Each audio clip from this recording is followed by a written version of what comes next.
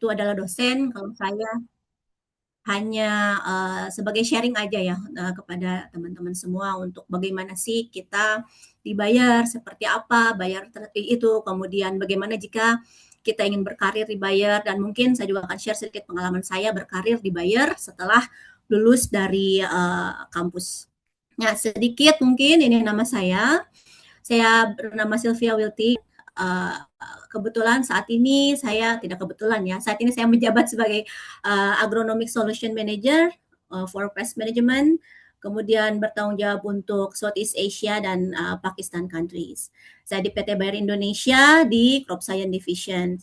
Saya seperti yang tadi disampaikan, lulusan dari Universitas Jenderal Sudirman, angkatan 2005 sampai 2009. Saya masih ingat juga NIM saya A1B005013 ya. Kemudian ini sedikit sharing tentang bagaimana career development saya di Bayer. Saya ingat waktu pertama kali lulus dari Universitas Jenderal Sudirman, saat itu belum wisuda, masih pegangnya SKL ya, surat kelulusan.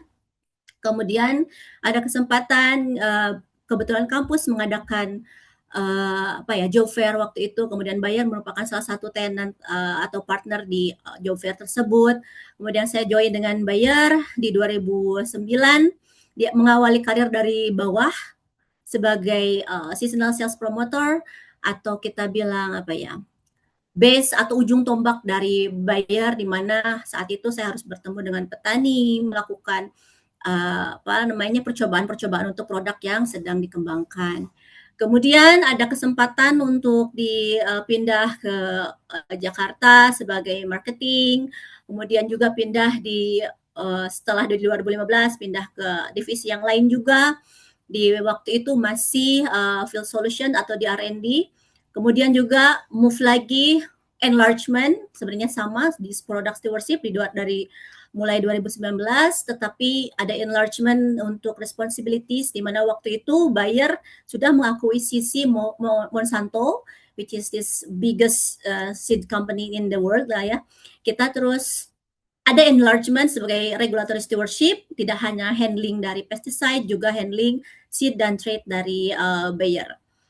Kemudian sampai saat ini, dimulai dari 2023, saya di Agronomic Solution Manager untuk pest management di Southeast Asia. Jadi kurang lebih ada 15 tahun sudah dari mulai berkarir di Bayer dari mulai lulus di 2009. Sedikit mengenai Bayer, apa sih Bayer itu? Mungkin teman-teman ada yang sudah tahu, tetapi jujur ya, dengan adanya teknologi saat ini, kita lebih terbuka dan lebih punya pandangan, apa sih perusahaan ini, apa sih perusahaan itu, dengan kemudahan yang kita dapat dengan digital ya. Kalau zaman kita dulu agak sedikit terbatas, jadi bahkan dulu pun Bayer itu apa ya, saya cari-cari sendiri gitu ya. Kalau sekarang dengan mudah mencarinya, tinggal klik dengan jari-jari sudah bisa dapat semuanya, kemudian aksesnya juga sangat gampang. Nah, sedikit tentang Bayer, kita punya visi yaitu health for all, hunger for none. Jadi kita ingin memastikan bahwa semua itu berhak mendapatkan kesehatan dan semua itu tidak berhak mendapatkan kelaparan gitu ya. Jadi kita mendukung kesehatan dan tidak mencegah agar semua orang tidak merasa kelaparan dengan life science base gitu ya. Dari kita bekerja atau di bidang life science company yang di global juga sebagai leader di healthcare maupun di crop science atau di bagian dari pertanian agriculture, baik itu seed maupun pesticide. Nah, Bayer sendiri tidak hanya di pertanian seperti yang saya disampaikan, tapi dia the whole life science company. Ada 3 divisi di Bayer. Yang pertama, crop science. Seperti yang disampaikan itu tadi, crop science itu bergerak di bidang agriculture atau pertanian. Jadi kita mengembangkan produk-produk pertanian, baik dari seed atau benih, sampai juga di produk-produk perlindungan tanaman, yaitu pestisida, baik insecticide, fungicide, kemudian herbicide gitu kan, ada juga yang biologic. Yang kedua ada di divisi farmasi atau pharmaceutical. Di divisi farmasi kita mengembangkan produk-produk untuk yang harus menggunakan resep gitu ya, jadi tidak dijual bebas. Biasanya produk-produk untuk kardiologi, kemudian produk-produk kesehatan yang harus berdasarkan resep dokter gitu ya, radiologi, kemudian onkologi atau bedah dan lain-lain. Yang ketiga divisi consumer health yang mana ini seperti vitamin lah, teman-teman mungkin bisa dapat redoxon di mana aja ya, Caridon, aspirin mungkin yang benar-benar vitamin-vitamin yang sudah ada di pasaran gitu ya, atau di toko-toko seperti ya toko-toko medikal atau kesehatan. Dan yang terakhir ada juga enabling function, merupakan function yang mensupport operasional dari ketiga divisi itu di Bayer. Oke, berbicara tentang buyer secara global, kita memiliki 3 divisi, dan kalau kita berbicara wide di berapa country sih kita punya atau beroperasi, kita beroperasi di kurang lebih 80 country, kemudian kita memiliki kurang lebih 88 ribuan ya, lebih gitu ya, employee worldwide. Kemudian kita memiliki dan menginvestasikan kurang lebih 5,8 hampir 6 miliar euro untuk R&D, artinya untuk riset. Ini di data 2025. Kemudian ini salesnya, kalau kita melihat di sini kita bisa memperhatikan bahwa kita ingin berkomitmen sebagai life science company, jadi science based company, di mana company sangat-sangat mendukung adanya dan menginvestasikan untuk investment di riset dan development untuk kepentingan perusahaan dan kepentingan visi misi dari Bayer tersebut. Oke, itu terkait dengan Bayer secara global. Kemudian yang terkait dengan crop science. Crop science sendiri untuk investment di R&D kita ada 2 miliar euro kurang lebih sudah diinvestasikan, kemudian 31 ribu, hampir 32 ribu employee di dunia dalam crop science, kemudian kita memiliki headquarter di Monheim, Germany. Kalau untuk Bayer secara keseluruhan itu di Leverkusen, kalau untuk crop science division kita di Monheim, Germany. Oke, ini visi kita, seperti mungkin kita ingin address atau ingin juga menyelesaikan dan fokus kepada global challenge ya, di mana kita sudah tahu di FAO juga mungkin bahwa kita punya sustainability target harus 30% reduction di emisi gas, kemudian reduction dalam crop protection impact ke nature atau ke lingkungan, kemudian kita ingin 20% meningkatkan water productivity, kemudian juga kita ingin bekerja di regenerative agriculture. Gitu. Ini merupakan salah satu ini merupakan visi dari Bayer untuk benar-benar mendukung dan juga bersama-sama bekerja untuk menyelesaikan atau address global challenge di dunia gitu ya. Dan seperti tadi kalau Bu Dina bilang sekarang universitas sudah objektif ya, berdasarkan objektif base ya. Sama dengan Bayer, kita punya DSO di mana semuanya itu kita akan bekerja berdasarkan outcome. Outcome kita apa, kita akan fokus ke situ, kita akan kejar di situ. Jadi sebenarnya sudah mulai selaras sekarang apa yang Bayer lakukan dengan apa new working way Bayer dengan universitas seperti yang tadi disampaikan di depan oleh Ibu. Ini di global region, kita ada regionnya, ada dari mulai Amerika sampai ke Asia, di mana kalau di Asia base-nya adalah di Singapura. Ini produk-produk yang tadi saya sampaikan, ada yang crop science, consumer health, dan juga di farmasi. Nah, bicara tentang R&D atau riset, sebenarnya bagaimana kita spend ya, atau kita real mengeluarkan atau menginvestasikan di R&D. Ini data dari 2024 di mana 4 miliar euro kita keluarkan untuk proyek-proyek pengembangan dan riset gitu ya. Ada dari pengembangan 14 pengembangan gen-gen baru untuk traits atau GMO products. Kemudian juga ada crop protection kurang lebih 190 new produk diregistrasi, ada di biological, kemudian 400 varietas yang baru juga dikembangkan. Kemudian kita ada research view ya untuk digital farming kurang lebih 250 million ya, juta acres. Kemudian ada juga biological project dan juga di sini new formulation. Jadi kita sedang menginvent juga kurang lebih 100 new formulation untuk di launching di tahun-tahun ke depan, di masa depan.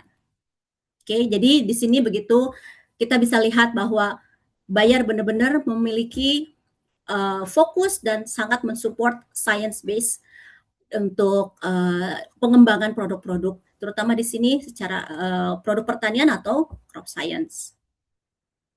Nah, masuk ke dalam career opportunity. Kita tadi sudah lihat bahwa Bayer aja hanya satu dari sekian banyak multinational company gitu ya di agriculture. Kita masih banyak nih, ada FMCG lah, multinational company, ada P&G dan lain-lain. Itu berbeda bisnis bidangnya. Di Bayer aja itu hanya salah satu dari MNC atau multinational company untuk pertanian gitu ya.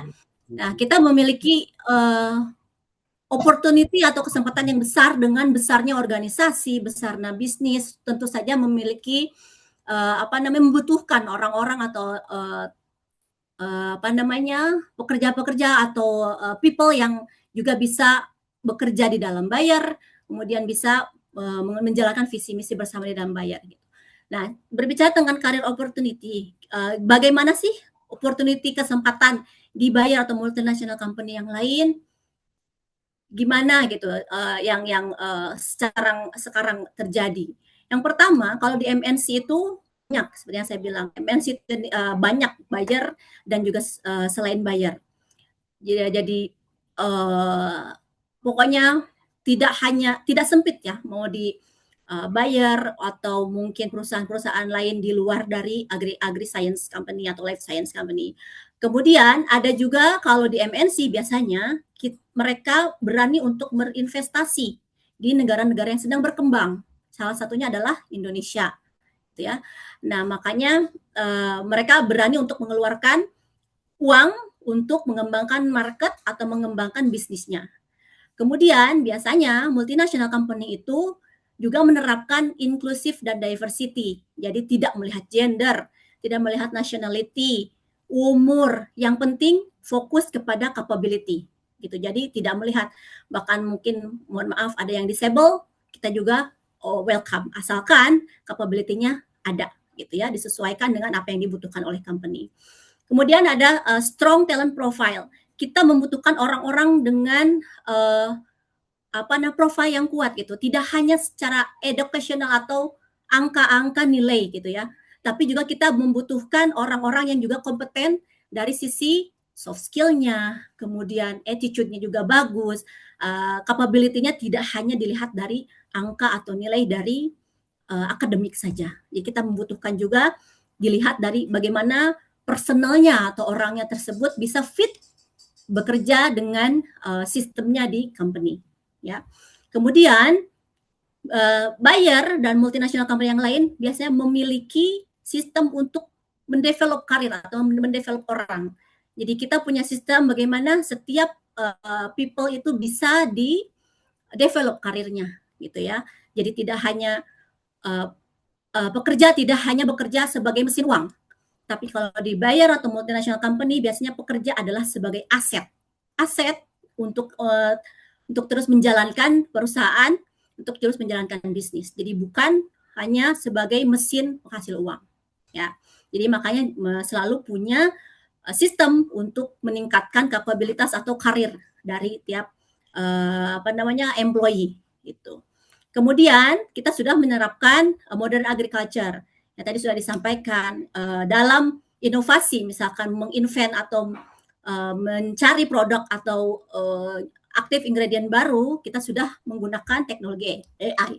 Jadi itu sangat membantu dan sangat bisa mempersempit waktu untuk development atau untuk research gitu. Sekarang sudah menggunakan AI, kemudian juga digital platform yang lainnya untuk menjalankan bisnis di multinational company, salah satunya adalah Bayer. Oke, kalau teman-teman berpikir, aduh gimana ya mau kerja di multinational company gitu, atau di Bayer, apa sih keuntungannya? Apa sih tantangannya gitu ya. Mungkin teman-teman bisa lihat atau bisa persiapkan. Yang pertama, kita akan berbicara tentang keuntungan dulu nih. Bahwa multinational company itu pasti stabil.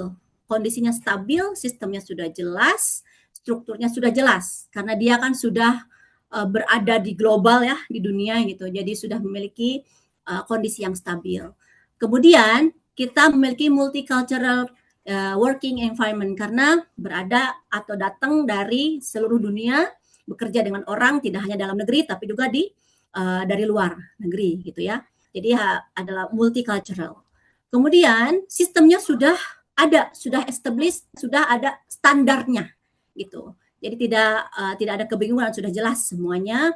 Kemudian juga kesempatan untuk bekerja dan belajar di luar negeri gitu. Seperti misalkan ada posisi-posisi yang harus menghandle tidak hanya Indonesia tapi juga bisa negara-negara yang lain.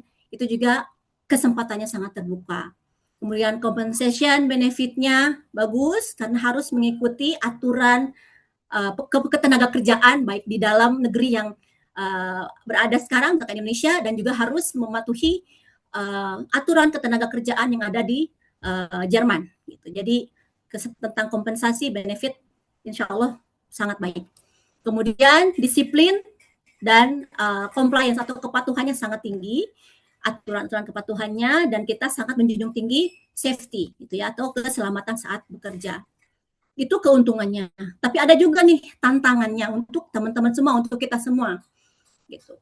Kita memerlukan daya adaptasi yang tinggi karena kita seperti yang tadi saya bilang bekerja dengan multicultural environment. Jadi berbeda-beda, datang orang yang berbeda dari negara yang berbeda, cara komunikasinya berbeda. Kita harus memiliki adaptasi yang tinggi gitu ya. Kemudian yang kedua biasanya barrier-nya dari communication, dari bahasa gitu.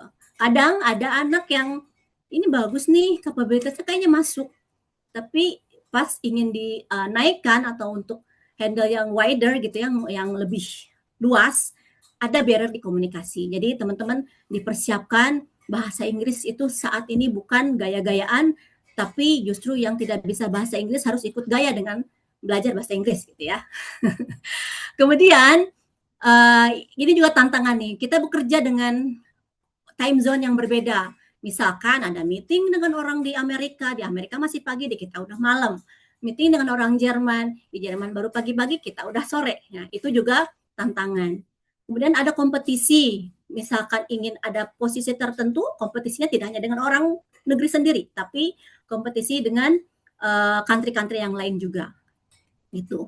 Kemudian travelingnya pasti tinggi, pressure-nya atau tekanan juga tinggi, kemudian kompleksitinya mungkin karena organisasinya besar, jadi pasti ada sedikit kompleksiti dan kita harus punya kemampuan untuk bekerja di organisasi yang besar, bekerja sama dengan orang-orang yang lain dari divisi yang lain juga.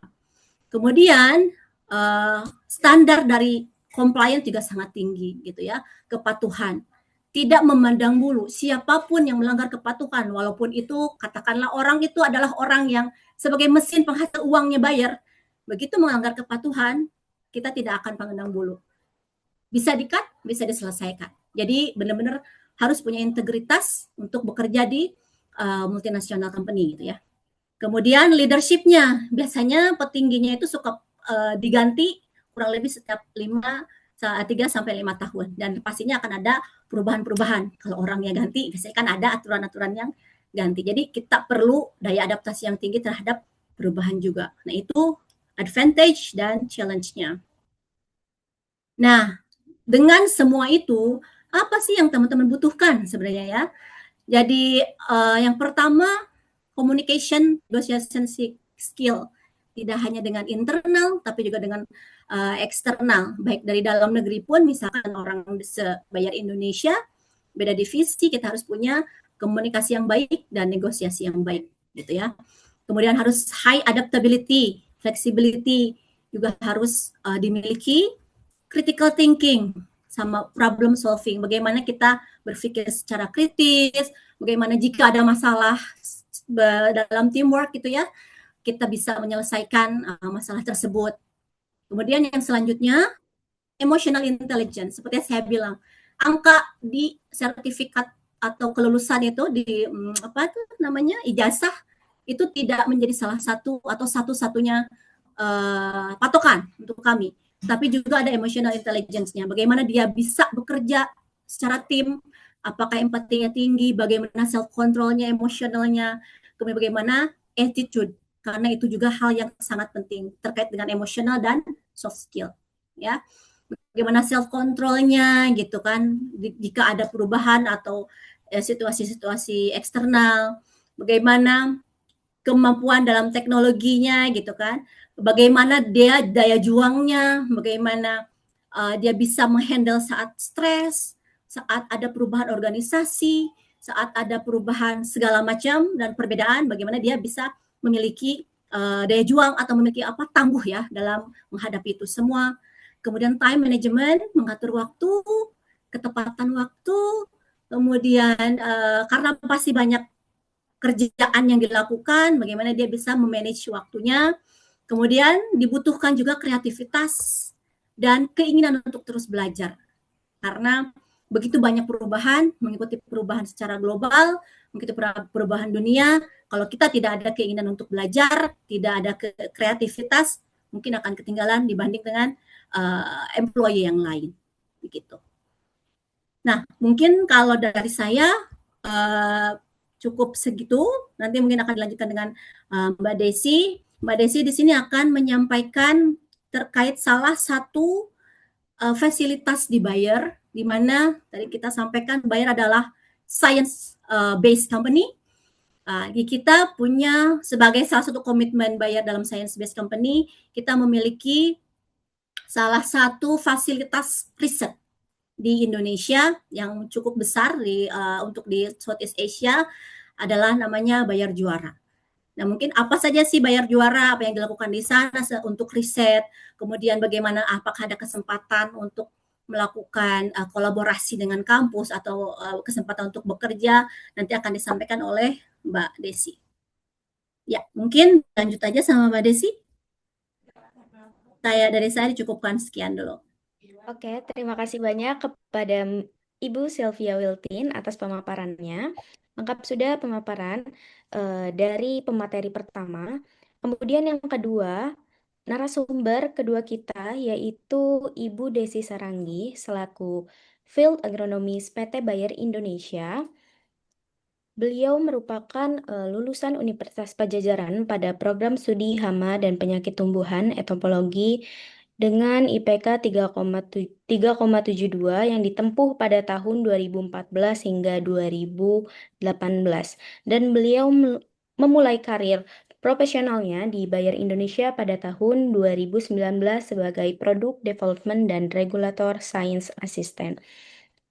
Dan beliau akan memaparkan materi mengenai Get to Know Bayer Juara. Waktu dan tempat kepada Ibu Desi Saranggi, kami persilahkan. Terima kasih Mbak Delviana. Semoga layarnya terlihat ya. Mungkin Mbak Delviana bisa confirm kalau layarnya udah terlihat. Terlihat, Ibu. Oke, terima kasih. Terima kasih juga buat perkenalannya. Sedikit kaget ya. When did you get the GPA? Kumlaut nih. Oke. Oke, sedikit kenalan lagi. Nama saya Desi. Saya adalah aku memperkenalkan diri saya sebagai agriculture scientist based di Jawa Tengah di Indonesia. Saya lahir dan besar di Sumatera Utara, jadi punya background juga untuk pertanian. Bapak saya punya background pertanian, jadi saya tumbuh dengan passion pertanian dan melanjutkan passion itu dengan belajar di Universitas Pajajaran saat itu tahun 2014 sampai 2018. Majornya agroteknologi, kemudian untuk di konsentrasinya ilmu hama dan penyakit tanaman ya. Kemudian di tahun 2019 setelah lulus saya join di Bayer sebagai Product Development dan Regulatory Science Assistant di Jakarta. Saat itu banyak belajar mengenai produk Bayer, kemudian how Bayer operates as a multinational company, kemudian di tahun 2023 saya mengambil opportunity untuk shift ke field career. Jadi waktu itu saya mendaftar sebagai field agronomis untuk area Jawa Tengah. Jadi mulai dari 2023 saya pekerjaannya shift ke lebih banyak melakukan riset di lapangan. Kemudian selain itu tentunya semuanya dibentuk dari passion untuk membangun solusi pertanian yang berkelanjutan dan goals utamanya adalah kesuksesan dari petani. Jadi kalau teman-teman um, ada yang mau ditanyakan, personally, professionally, please reach out. Email saya ada di atas. Kapanpun saya bisa balas, saya akan balas ya, akan respon. Oke, topik yang saya akan bawakan adalah Get to Know Buyer Juara. Tadi Bu Silvi sharing ya dengan teman-teman mengenai buyer as a whole company sebagai perusahaan multinasional yang bergerak di salah satunya untuk pertanian, dan di Indonesia kita punya kesempatan tersebut uh, untuk membangun pertanian Indonesia. Nah, dan Bu Sifri menyampaikan mengenai investment atau investasi yang dilakukan buyer secara global untuk Indonesia melalui buyer juara. Tapi kira-kira kenapa buyer juara gitu ya, pertanyaannya yang pertama. Kenapa buyer juara? Karena kalau di sini ini apa gitu kan. Ini Lego ya, Lego piece. Jadi Lego yang kecil-kecil dan kalau keinjak sakit. Ini adalah gambar Lego itu. Nah, kita ibaratkan Lego itu adalah data. Data yang banyak, a lot of data, data yang ada di mana-mana, all over the places, baik itu berupa angka, pengamatan, foto, assessment. Kalau teman-teman misalnya ketemu dengan lahan pertanian dimanapun, sawah, lahan kering, ketika kita mengobserv keadaan itu menjadi bagian dari data dalam memori kita. Uh, dan ketika kita mencatatnya, dia akan sorted gitu ya. Ketika kita catat, kemudian kita susun kembali data yang tadinya banyak, berbagai macam informasi, itu akan tersusun dan membentuk sebuah pattern atau sebuah pola. Setelahnya, setelah jadi pola, tentu perlu untuk di-arrange, disusun. Kira-kira yang semua hal yang tadi kita lihat itu mau memberitahu apa ke kita? Kira-kira apa yang kita bisa ambil dari apa yang kita amati gitu? Apa yang penting? Kemudian tentunya semua hal itu akan mendukung kita untuk membuat keputusan yang terbaik. Dan setelah disusun, si pieces of data tadi, Lego pieces tadi, divisualisasikan. Jadi lebih lebih teratur dan lebih cantik ya. Kelihatannya mulai ada bentuknya nih disusun. Jadi sebuah insight gitu ya. Ada yang mungkin mau bilang ini kelihatan kayak bendera, atau mungkin ada yang bilang ini kayak gedung, atau mungkin ini ya tergantung ya siapa yang memvisualisasikannya, dan tergantung siapa yang melihat bentuk visualisasinya. Terjemahannya akan banyak sekali dan macam-macam, sehingga kita perlu untuk mengatur visualisasinya supaya bisa diterima oleh penonton gitu, atau dalam hal ini, dalam hal perusahaan buyer, diterima oleh konsumen kita yaitu petani gitu ya, customer kita. Jadi pertanyaannya, how do we communicate it? Terus apa yang kita bangun dari visual ini? Nah, hasil akhirnya dari buyer tentunya kita mau hal yang sudah kita visualisasikan tadi, mau kita bangun komunikasinya, dan ketika komunikasi itu dalam bentuk produk-produk buyer yang digunakan oleh petani secara responsibel dan tepat, komunikasi dari buyernya, dari perusahaannya akan menjadi solusi yang clear akhirnya gitu ya. Finally, akhirnya menjadi solusi untuk petani. Proses-proses ini tentunya goal utamanya adalah the success of farmers, alias kesuksesan dari petani dan kesejahteraan untuk petani.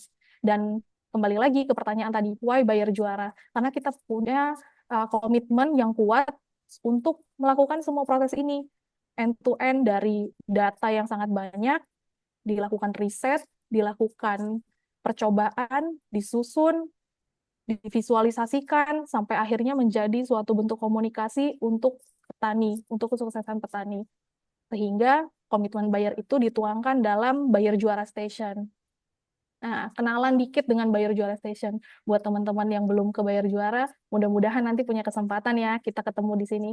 Nah, Bayer Juara, ini foto beberapa waktu lalu, tapi sedikit sedikit banyak merepresentasikan keadaannya ya. Jadi kita ada dua area nih, dibelah oleh Jalan Kewarasan namanya, nama lokasinya. Masuk Desa Kewarasan. Nah, kalau teman-teman cari di Google Map, cari aja Bayer Juara. Nah, itu udah mengarahkan ke lokasi ini. Di sebelah kanan ada area kantor, area kolaborasi, kemudian ada lab dan greenhouse kita, dan di sebelah kirinya kalau kita nyebrang ada lahan riset seluas 8 hektar. Nah, di sini semua produk Bayer, mulai dari produk yang belum tahu namanya apa, sampai dengan produk yang sekarang saat ini digunakan oleh petani, di riset di sini.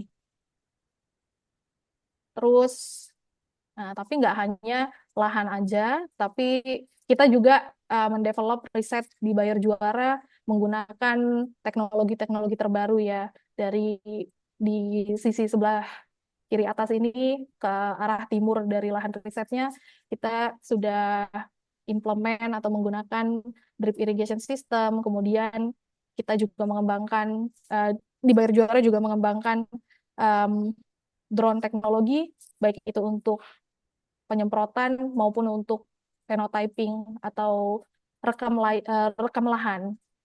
Kemudian alat pantau cuaca. Jadi ini adalah hal yang kita di Bayer juga terus-menerus kembangkan. Nah, kegiatannya field trial riset, riset lapangan, kemudian meeting atau pertemuan-pertemuan dengan petani, pengembangan komunitas. Jadi dengan komunitas di Klaten juga yang cukup jauh adalah kita pernah di Bayer Juara pernah hosting petani-petani dari Palestina untuk budidaya tanaman alpukat. Nah, itu dilakukan juga oleh tim Bayer Juara. Kemudian market research dan campaign activity. Jadi kalau teman-teman ngerasa, oh, I'm not so much into technical things, aku nggak begitu uh, mau riset yang end to end terus menerus gitu. Aku tertarik untuk the next step gitu. Misalnya bagaimana mengemas riset yang dilakukan Bayer ini ke petani. Aku pengen belajar gimana caranya membangun pasar, gimana caranya mengenal produk yang fit untuk pasar, gimana caranya mengenal produk yang bagus kok nggak disukai petani, kenapa? Nah, kita juga punya kolaborasi dengan tim komersial dan tim marketing di Bayer yang bisa share insight tersebut ke teman-teman. Oke, nah pertanyaan selanjutnya adalah gimana caranya saya bisa punya akses ke hal yang tadi dipresentasikan Desi gitu kan. Nah, ada di Bayer Juara ada namanya internship program. Jadi internship program ini adalah program magang yang saat ini sudah berjalan tahun keempat. Nah, eh, sedikit share. Nah, program magang ya tentunya akan menjadi kolaborasi antara universitas dan Bayer Juara sebagai host atau institusi area yang nantinya akan menyambut teman-teman. Nah, sedikit sharing juga di sebelah kanan sini ada intern alumni highlights. Nah, ada yang kenal sama Mbak Mbak berkacamata ini? Ada yang open microphone. Ayo itu. Ya Bu. Mbak Ada Ayu. tulisannya. Wow, terkenal ya Ada Mbak nih Ayu di ya. sini. Mbak Ayu juga hadir juga dia di sesi Zoom ini. Iya, betul. Ya, betul. Jadi ini adalah Mbak Ayu Askia.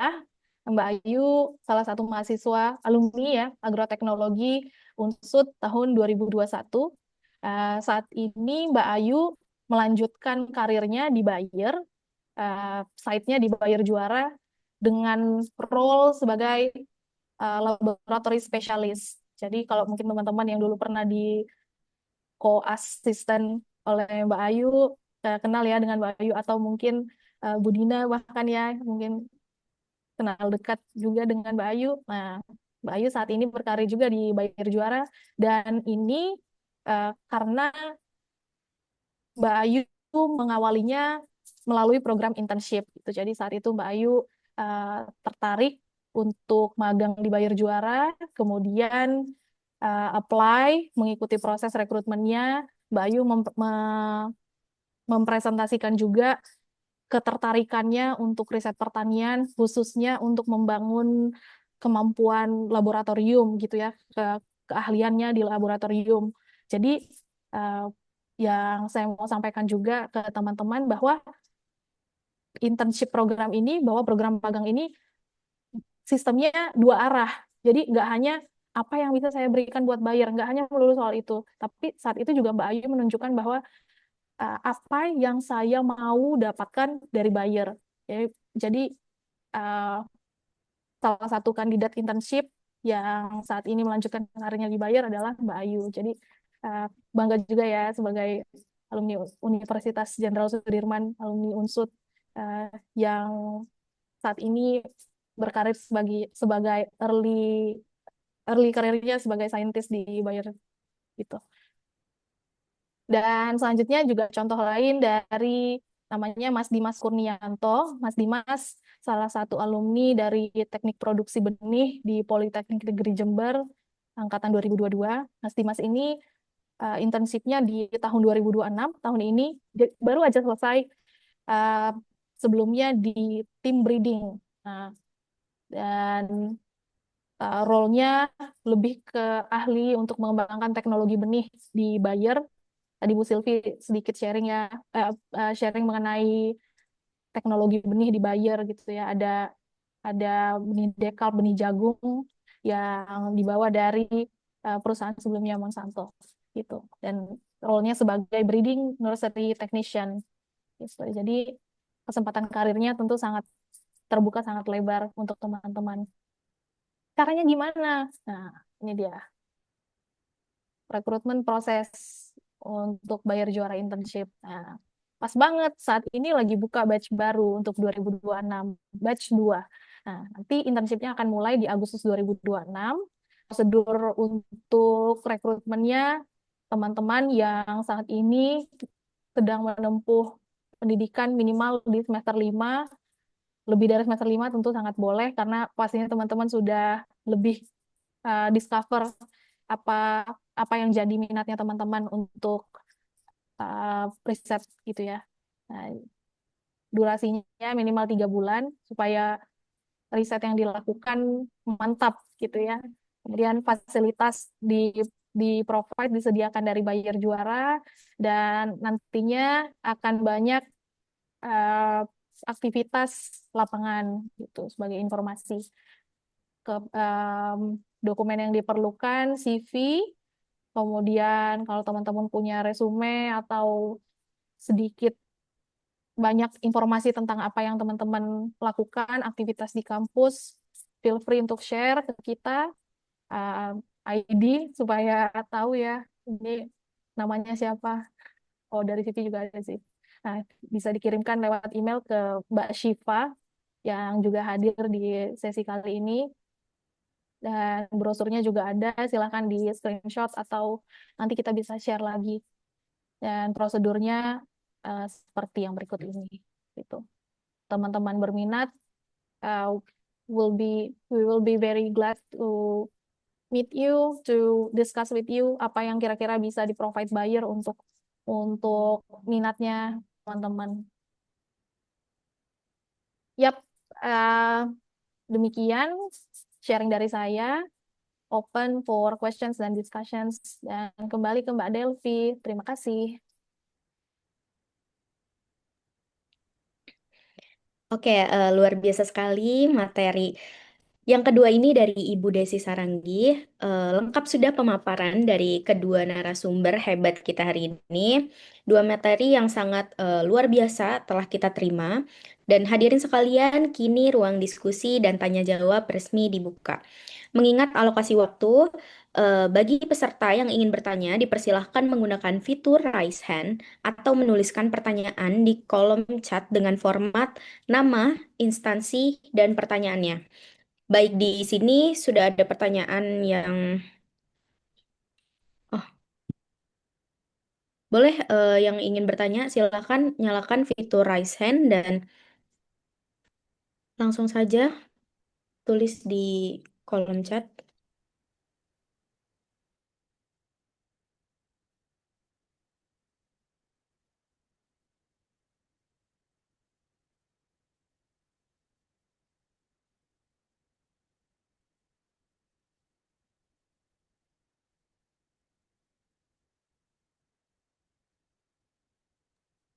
Baik, pertanyaan pertama dari Nurfianto Giar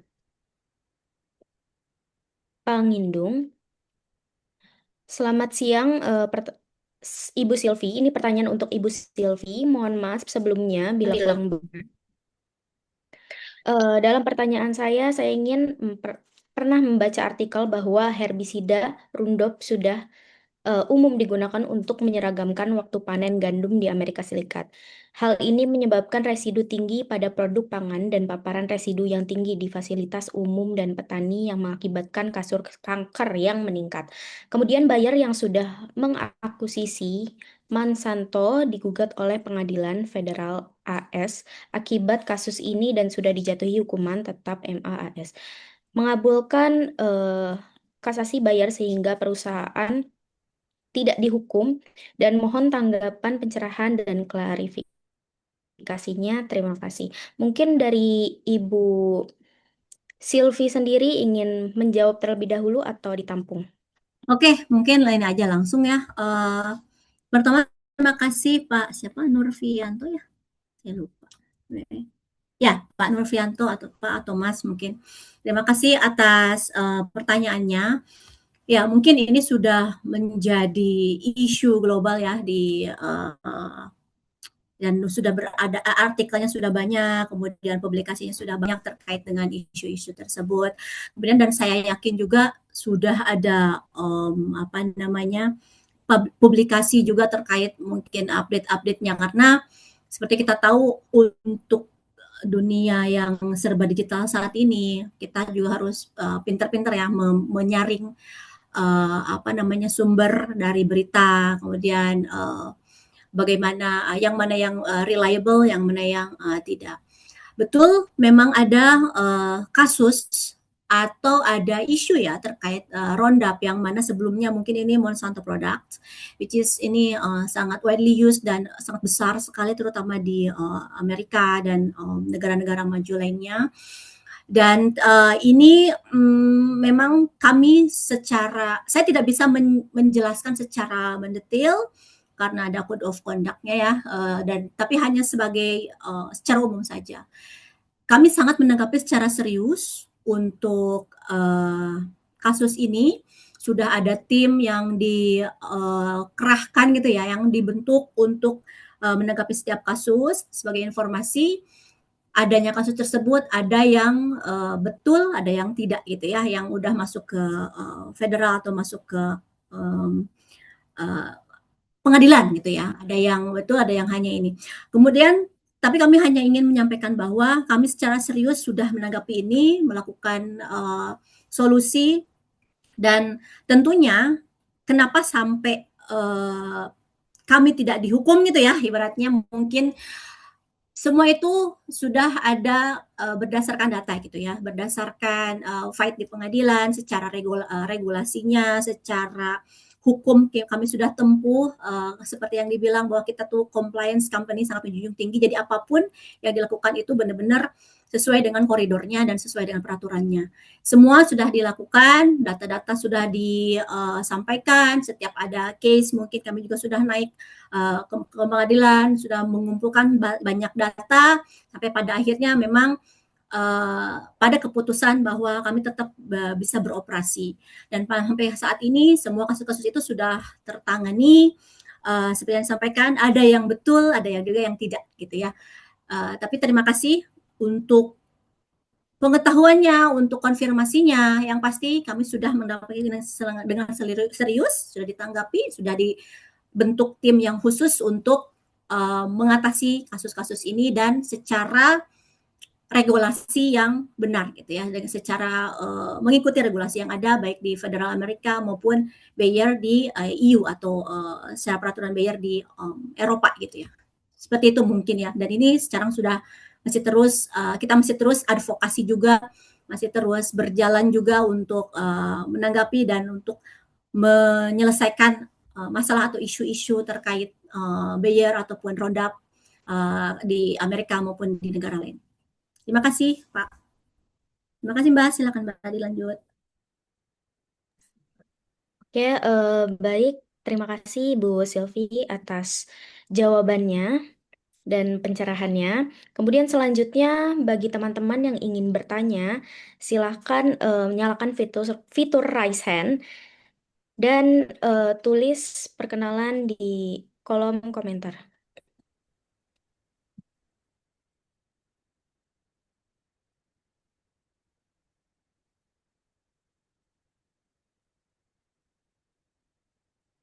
Ayo, mari. Oke, baik. Ini mahasiswanya Juga banyaknya dari ini ya, yang masih semester atau sudah alumni banyaknya nih teman-teman. Kalau ada alumni mungkin bisa, udah bisa melihat ya opportunity mungkin bisa ditanyakan juga seperti apa gitu kan. Untuk berkarir bayar atau dibayar juara kalau masih ada yang unek-unek yang ingin ditanyakan silahkan. Oke, baik. Sudah ada yang menyalakan fitur raise hand dari Afgan Raihan Gajah. Silahkan memaparkan pertanyaan.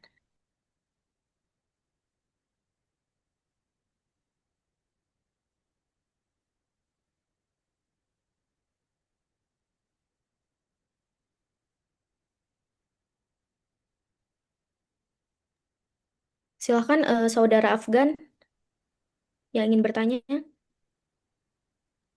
Ini lagi ketik atau langsung bertanya aja? Langsung aja, Langsung, Mas. langsung aja. Lagi ketik. Langsung aja. Oh, langsung aja. Oke. Assalamualaikum warahmatullahi wabarakatuh. Waalaikumsalam. Saya Afgan Rehan Gaza dari Fakultas Pertanian Prodi Proteksi Tanaman.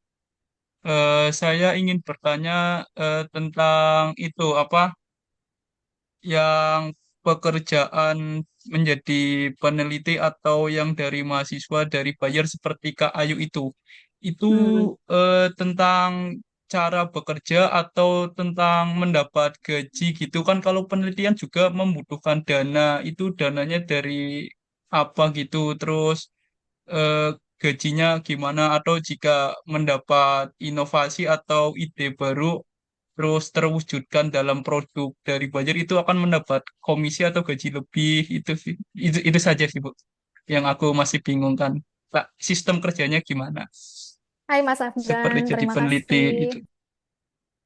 Aku coba jawab ya. Terima kasih Mas Afgan buat pertanyaannya. Tadi pertanyaannya yang pertama mengenai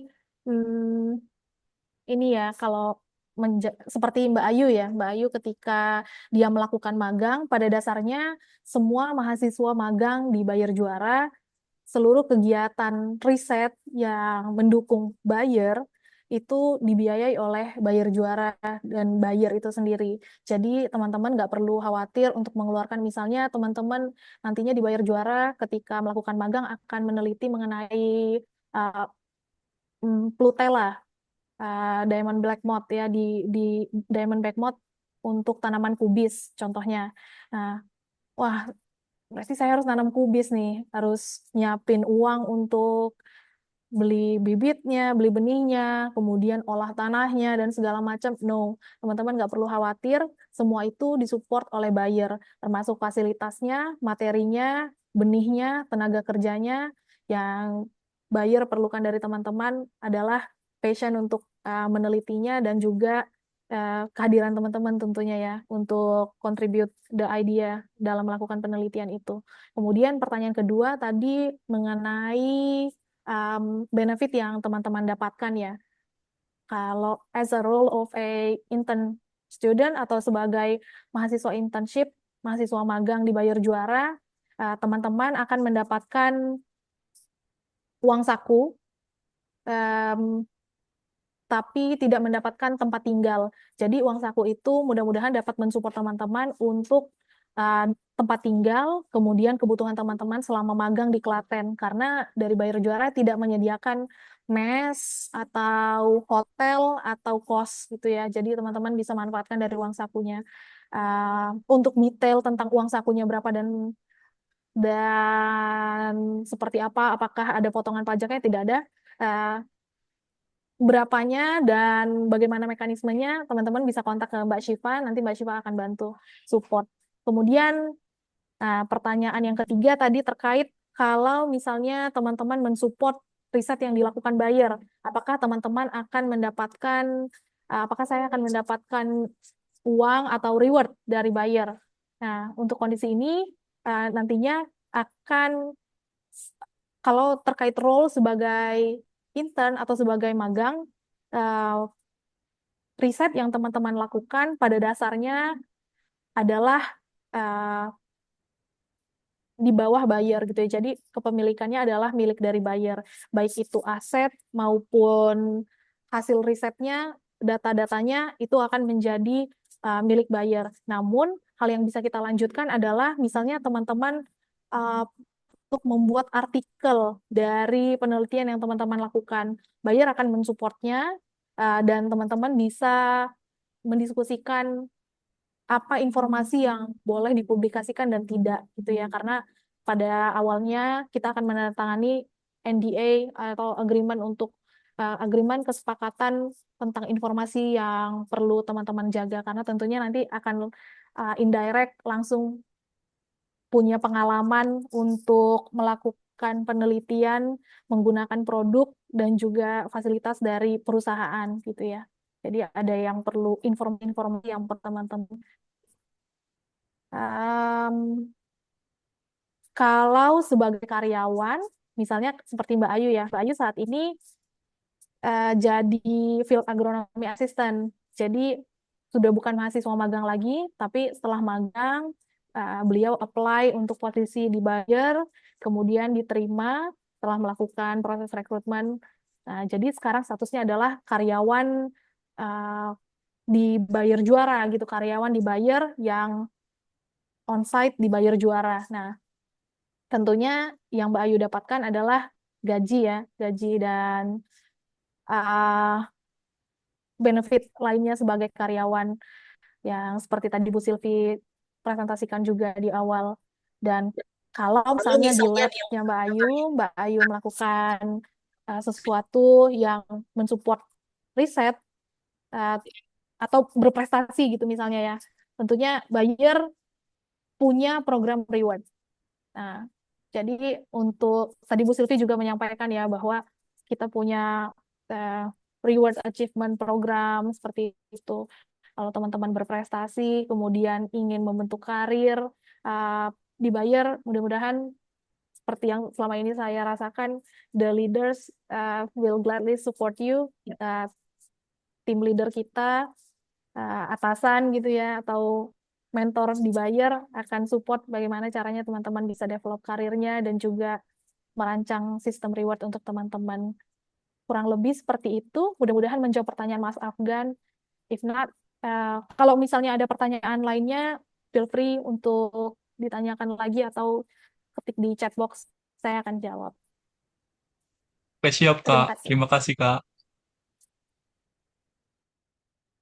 Oke, terima kasih kepada Ibu Desi atas respon dan pencerahannya. Kemudian dari teman-teman sekalian boleh menyalakan fitur raise hand ketika ingin bertanya. Boleh dari Kak Anik Maurisa, silahkan on cam ataupun bertanya di kolom komentar. Oke, baik. Di sini di kolom komentar sudah ada pertanyaan dari Kak Anik Maurisa. Izin bertanya sedikit untuk fresh graduate yang akan mencoba apply dibayar dan dimanapun penempatannya yang sedang dibuka pendaftarannya, apakah ada sedikit tips and trick atau persiapan fundamental seperti apa yang harus disiapkan ya Kak? Terima kasih banyak Kak. Mungkin dari Ibu Desi atau dari Ibu Sylvia yang ingin menjawab, dipersilakan. Ici, mau jawab? Silakan Bu Silvi dulu mungkin. For your information, sedikit informasi. Saya tahun 2019 saat pertama mau join Bayer itu diinterview oleh Bu Silvi. Jadi mungkin Bu Silvi will be the best to answer this ya. Nanti saya tambahkan juga di chat box. Oke, baik.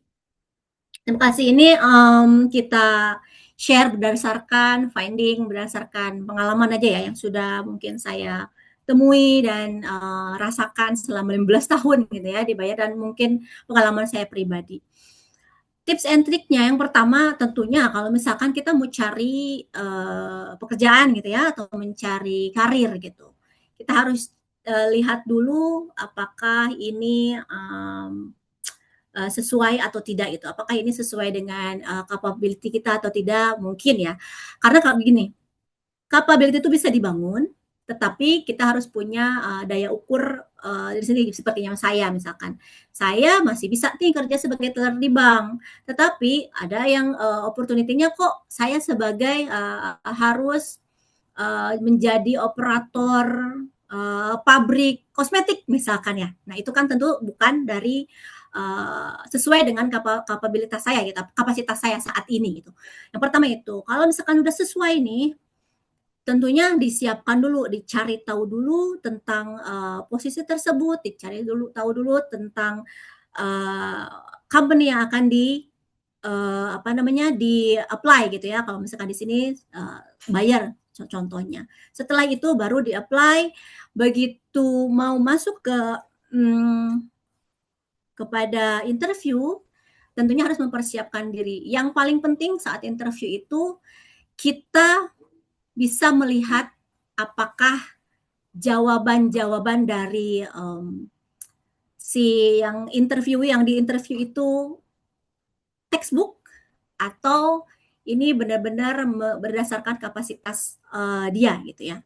Contohnya kalau misalkan kita di interview, salah satu tips atau triknya jangan menjawab konseptual gitu ya. Konsep misalkan oke, saya akan bekerja secara keras, saya akan bekerja dalam teamwork, saya bisa, tapi kasih contoh ya. Misalnya salah satu tipsnya untuk saat interview, kasih contoh, saya bisa bekerja secara teamwork. Saya pernah misalkan di kampus saya menjadi part dari ini, achievement saya seperti ini. Nah itu.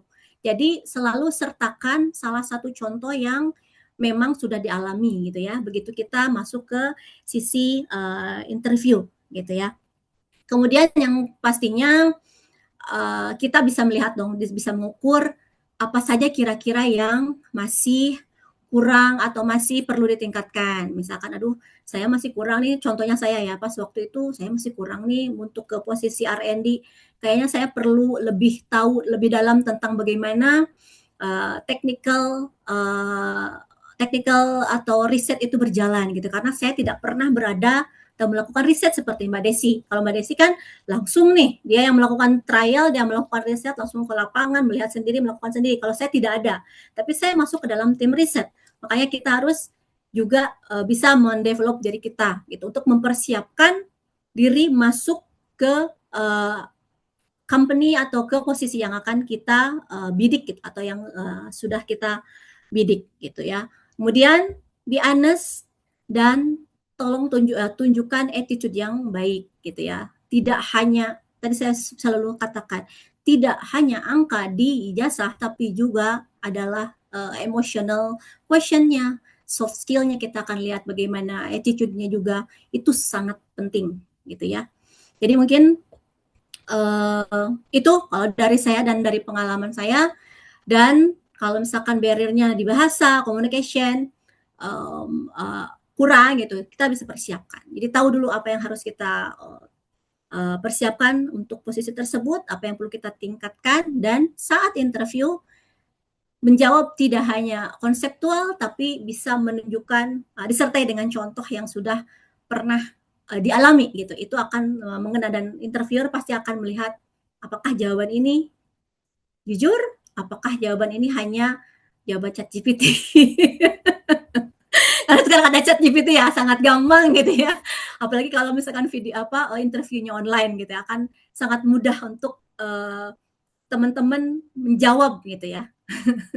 Tapi kalau secara langsung udah berbeda judulnya gitu ya, nggak bisa nanya ChatGPT. Ya mungkin itu kalau dari saya, Mbak Desi kalau mau ada tambahan, monggo. Saya nambahin di chatbox saja, Bu. Oke. Ya. Oke, baik. Terima kasih kepada Ibu Sylvie atas pencerahannya. Dan kemudian saya mengingatkan untuk teman-teman peserta, link absensi sudah ada di grup kuliah praktisi. Boleh teman-teman peserta mengisi link absen tersebut. Oke, baik. Selanjutnya ke pertanyaan terakhir mungkin ya, Ibu. Ini dari ada Bapak Asep. Saya seorang anak petani padi, mau menanyakan apakah produk Bayer ramah lingkungan. Yang saya tahu itu semua unsur kimia semua, apakah memiliki produk yang ramah lingkungan atau tidak? Terima kasih. Oke, Desi mau jawab? Oke, boleh Bu. Halo Mas atau Kang Asep ini sebutnya ya. Aduh. Terima kasih buat pertanyaannya ya. Terkait produk tentunya guidance penggunaan produk itu berdasarkan Integrated Pest Management gitu ya, atau IPM, atau konsep pengendalian hama terpadu. Eh, Dan kalau bicara soal produk dan lingkungan, nah seperti tadi kita presentasi gitu ya dari Bayer Juara, nah, salah satu misi Bayer Juara adalah melakukan riset yang mengenerate data atau menghasilkan data mengenai bagaimana eh, produk kita berimpact atau efeknya terhadap environment, termasuk juga ke tanaman, termasuk juga ke lingkungan. Nah, dan kalau bicara produk ramah lingkungan, eh, mungkin arahnya ke biologicals gitu kali ya, produk yang berbahan dasar biologis atau produk biologis atau eh, dengan apa ya maksudnya, produk non sintetis gitu ya. Kalau misalnya eh seperti itu, yang biologicals gitu ya, misalnya berbahan dasar bakteri atau hayati gitu, seperti tumbuh-tumbuhan. Nah, Bayer saat ini punya beberapa produk, khususnya di Indonesia. Salah satunya adalah Serenet namanya. Serenet ini ada golongan tipenya adalah Plant Growth Regulator atau PGR. Jadi zat untuk pengatur uh, pertumbuhan tanaman, uh, segmennya gitu ya kalau di pasar di Indonesia. Dan bahan dasarnya adalah Bacillus subtilis. Bacillus subtilis ini adalah bakteri yang nantinya akan membantu untuk meningkatkan kesehatan perakaran tanaman, dan dari situ tanamannya jadi sehat, tanahnya juga sehat karena bersimbiosis antara bakteri dan akar tanamannya dan area pertumbuhannya, dan itulah yang menjadi uh, goal dari produk ini. Jadi kalau menjawab pertanyaannya, salah satu contoh produk yang Bayer punya, biological, si Serenet itu. Gitu. Saya mungkin menambahkan sedikit ya untuk Kang Asep atau Pak Asep atau Mas Asep. Jadi begini, ibarat kata produk perlindungan tanaman itu memang kimia ya. Maksudnya yang kita punya kebanyakan kimia. Tadi yang seperti disampaikan Mbak Desi, ada juga yang biologic gitu ya. Tapi mostly 90% of it itu adalah chemistry ya, synthetic chemistry. Tadi mungkin di awal udah sampaikan bahwa walaupun kemis atau kimia, tapi kita punya step-step untuk mengembangkan produk itu. Ya, ada kalau kita di R&D bilangnya ada phase 1, phase 2, phase 3, phase 4 gitu ya. Phase 1 itu benar-benar lagi invention, nyari dulu AI-nya gitu ya, sama si profesor-profesor yang di Jerman itu ya, sampai nggak punya rambut kan, pusing mikirinnya gitu. Dari 1.000 AI yang diteliti paling mungkin cuma 10 yang diambil, phase 1. Kemudian phase 2 ada tes yang lain. Nah, selain tes dari kelayakan dari sisi efikasi, itu juga ada tes dari sisi safety. Safety ke lingkungan, safety ke operator atau ke penyemprot, dan safety ke beneficial gitu ya, ke tanah. Kemudian berapa lama sih ini residunya di tanah, berapa lama sih ini residunya kalau misalkan dengan aplikasi seperti ini, itu udah mulai dilihat. Kemudian masuk ke phase 3 atau phase 4 itu kita cari lagi nih. Cari lagi, di riset lagi, dilihat lagi apakah semua ini aman. Misal, secara efikasi aman, residu aman, secara environment aman, ke beneficial aman, tapi kita punya a little bit risk gitu ya, resiko sedikit di operator misal. Itu pasti kita akan define solusi, akan serve solusi bahwa oke, saat menyemprot ini harus menggunakan ini, harus menggunakan itu, begini begitu. Jadi prosesnya panjang. Kita melakukan riset dari phase 1 sampai phase 4 sampai produk itu di pasaran itu 12 tahun. Kurang lebih 12 tahun itu udah cepet ya, 12 tahun itu. Jadi walaupun misalkan kita udah punya pengalaman beberapa produk yang sangat bagus kalau dari sisi efikasi ya ke hama, tapi dari sisi safety-nya kita nggak masuk, kita drop. Walaupun kita akan kehilangan potensi gitu ya. Yang paling penting di setiap phase itu sampai pada akhirnya kita mendapatkan rekomendasi dosis. Rekomendasi dosis, cara pakainya gimana, diikuti rekomendasi dari perusahaan tersebut. Saya rasa perusahaan manapun ya, sama kalau misalnya dosisnya 500 mili, cara pakainya begini, 2 kali berapa atau gimana, itu diikuti selama dosis dan rekomendasi diikuti, itu akan sesuai dengan standar keselamatan atau keamanan dari produk. Sama seperti kita minum obat ya, obat minum. Kata dokternya, aduh tiga kali nih sehari, aduh 3 kali kelewat, aku sekali aja dia langsung makan 3, kan nggak gitu ya. Sama aja seperti obat itu. Pestisida pun seperti itu. Asalkan rekomendasi dari perusahaannya diikuti, maka semua resiko-resiko itu akan bisa dihindari gitu ya. Dan tidak akan menimbulkan resiko yang berbahaya. Mungkin itu tambahan dari saya. Baik, terima kasih Ibu Silvi dan Ibu Desi atas jawaban dari pertanyaan-pertanyaan yang sudah diajukan.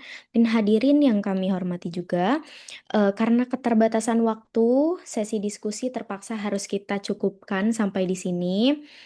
Sebagai kesimpulan, kita melihat bahwa Bayer itu terus berupaya untuk menghadirkan inovasi baru melalui bidang pertanian, melalui riset, teknologi, untuk mendukung pertanian yang lebih maju dan berkelanjutan tentunya. Dan kita juga belajar bahwa selain kita memiliki ilmu yang baik, kita perlu terus mengembangkan kemampuan diri kita dan siap beradaptasi dengan perkembangan zaman. Dan semoga apa yang telah disampaikan hari ini dapat menambah wawasan kita semua dan menjadi bekal bagi kita semua ke depannya. Terima kasih. Sebelum ditutup, mari kita lakukan sesi dokumentasi akhir.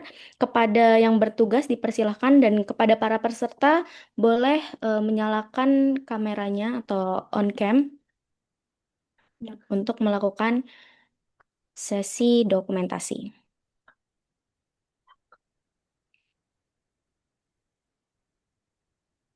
Boleh 1, 2, 3.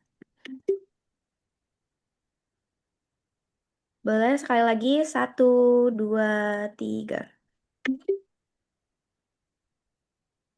Oke. Baik, alhamdulillah seluruh rangkaian acara kuliah praktisi bersama PT Bayer Indonesia telah selesai kita laksanakan. Saya sebagai moderator Delviana Putri Sonia dan mewakili seluruh panitia yang bertugas memohon maaf apabila terdapat kekurangan selama memandu jalannya acara dan terima kasih kepada para narasumber, sponsor dan seluruh peserta umum serta mahasiswa yang luar biasa antusias. Sampai jumpa di agenda berikutnya. Wassalamualaikum warahmatullahi wabarakatuh. Waalaikumsalam warahmatullahi wabarakatuh. Terima kasih Mbak Delviana, Waalaikumsalam terima kasih Bu kasih. Dina, terima Mbak kasih teman-teman Delvi. semuanya. Terima Terima kasih. kasih. Silvi, Terima kasih. see you ya. Ya, Terima kasih. Keep in sampai contact. Siva, ketemu di terima kesempatan kasih berikutnya. Siva. Terima kasih. Terima kasih. Oke.